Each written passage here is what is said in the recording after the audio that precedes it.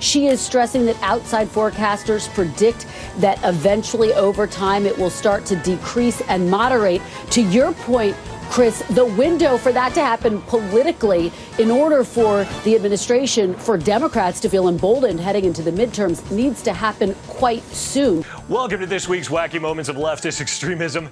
Despite the last few months of the leftist media telling us that Biden's inflation was only temporary. Some transitory price increases, and that's what we're seeing.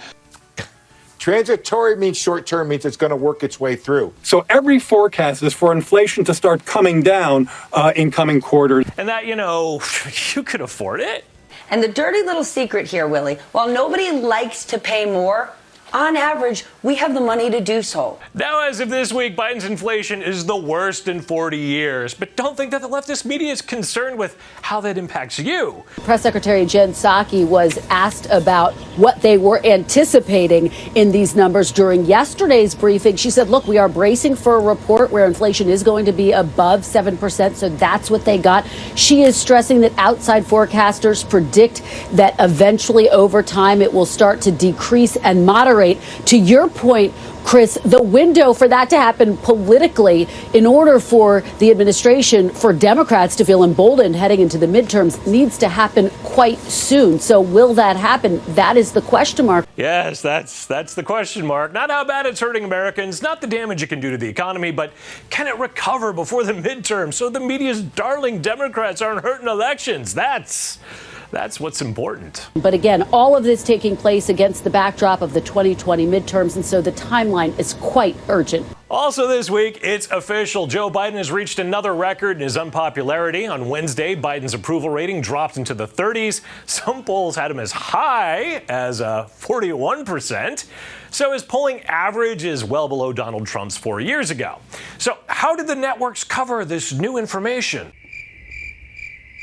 Yeah, they just didn't. I think it's become clearer that fairness is overrated. The Nets, ABC, CBS, NBC, they obsessed over Trump's poll numbers all the time, but they didn't mention these polls on Wednesday morning shows. And on Thursday, all three evening newscasts ignored a brand new CNN poll showing that nearly 6 in 10 Americans disapprove of how Biden is handling his job as president. This is fascinating. We asked people, what has President Biden done for you that you approve of? 56% of Americans, nearly 6 in 10 Americans, that means a decent amount of Democrats said nothing. It's almost like they cover Republicans differently. Like this week, when chimes of freedom just seemingly rang across the land because some Democratic governors released schools from their restrictive mask mandates. Tonight, the first glimmer of hope in what could be life after the pandemic. 3 states across the Northeast, once the epicenter of the Omicron surge, have announced timelines to end strict COVID mask mandates.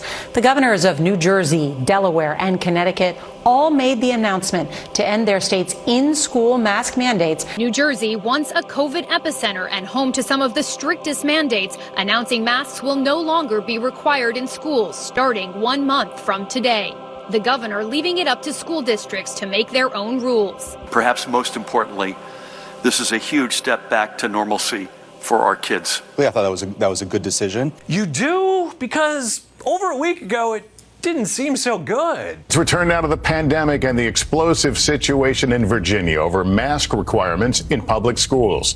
7 school districts suing the governor today over his order to make them optional. While some districts are celebrating the new direction, others stand firmly against it, saying it puts children's health and safety at risk at a critical time. It was a critical time because a Republican did it a week and a half earlier. But now the Democrats are doing it to preserve their election hopes. I think it's pretty reasonable to pull back on those mandates. That's so interesting. It seems like your tone is always changing. Burning and looting for BLM is... I want to be clear in how I characterize this. This is mostly a protest. It is not, generally speaking, unruly. But truckers in Canada protesting vaccine IDs and mandates. A siege and an occupation. And, this is not just a protest. Ottawa, like any capital city, is used to a protest. But here, right beside me, they've set up a Plinko table, one of those games you would see on The Price is Right. They have open fire pits that are burning throughout the downtown. They have villages, essentially. They built structures on the street to keep people warm. They have a full set of, I saw some pizza ovens the other day. Oh my word. They set up what?